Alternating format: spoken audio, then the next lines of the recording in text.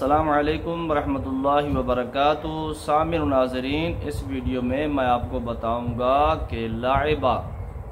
لام، عین اور با آخر میں ہا، لاعبہ اور لاعبہ، لام کے آگے الف،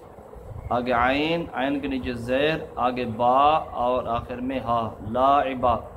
یہ دونوں نام رکھنا کیسا ہے اور ان دونوں نام کے معنی کیا ہیں؟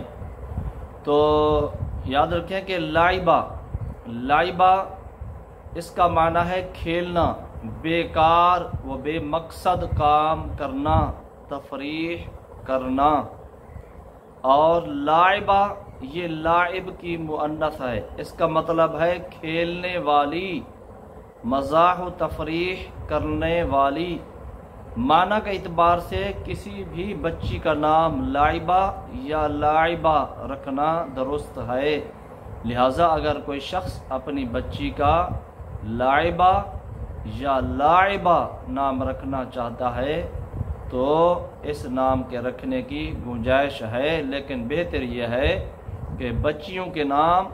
صحابیات رضی اللہ تعالی عنہن کے ناموں پر رکھے جائیں۔